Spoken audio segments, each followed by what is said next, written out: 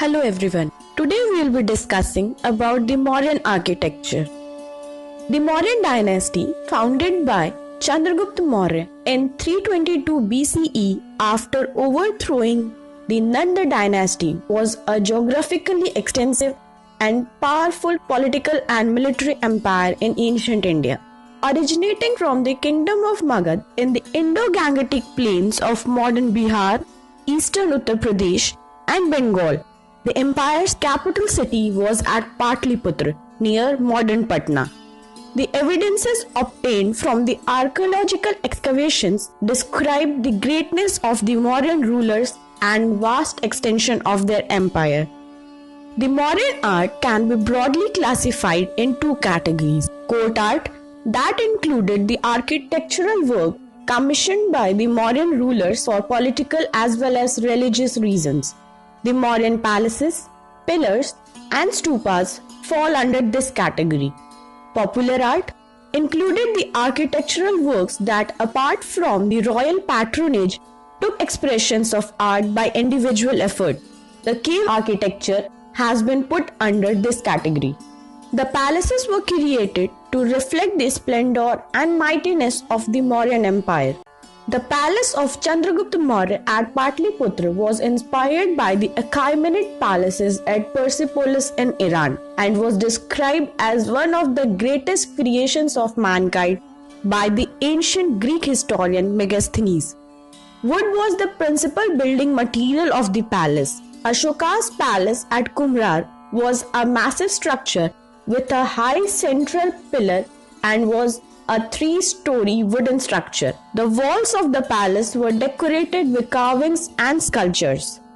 The pillars were the most famous and splendid monuments of Mauryan art. These pillars of Dhamma were not used for support and stand free in columns.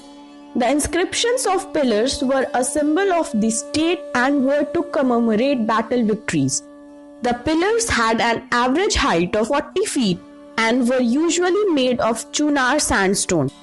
It comprised of 4 parts. A long shaft made of a single piece of stone or monolith formed the base.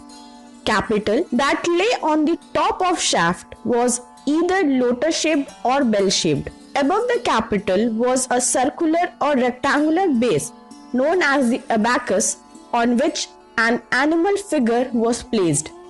Some of the most famous Mauryan pillars include Lauria Nandangarh pillar in Champaran and Sarnath pillar near Varanasi. The official national emblem of India has been taken from the abacus and the animal part of Sarnath pillar. It was built in the commemoration of first sermon of Buddha, or the Dharma Chakra Parivartana. The 4 animals on abacus represent 4 directions.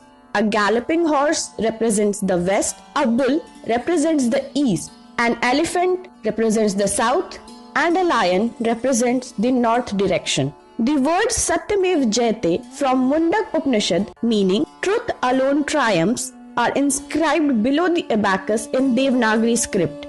The capital is crowned by the wheel of law or the Dharma Chakra. The lions symbolize Buddha spreading Dhamma in all directions. Stupas were burial mounds prevalent in India from the Vedic period, in which relics and ashes of the dead were kept. The core of the stupa was made of unburnt bricks, while the outer surface was made using burnt bricks, which were then covered with a thick layer of plaster. The Meri and the Toran were decorated by wooden sculptures, and the devotees walk around the Pradakshina Path, or an open ambulatory passageway, as a token of worship. 84,000 stupas were erected during the period of Ashoka.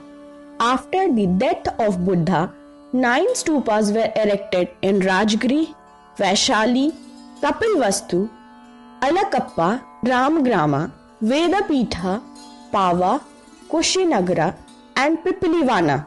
8 of them had the relics of Buddha at their Meri, while the 9th had the pot in which the relics were originally kept. Sanchi Stupa in Madhya Pradesh is the most famous of the Ashokan stupas, whereas the Pipriwa Stupa in Uttar Pradesh is the oldest one. The Mauryan period witnessed the emergence of rock-cut cave structures. These caves were generally used as vihars or the living quarters by the Jain and Buddhist monks. The earlier caves were used by the Ajivika sect. Later, they became popular as Buddhist monasteries. The caves during Mauryan period were marked by a highly polished finish of the interior walls and decorative gateways. The Barabar and Nagarjuni caves in Bihar were formed during the time of Dashrath, grandson of Ashoka. Thank you so much. Kindly visit our YouTube channel IQ Funda.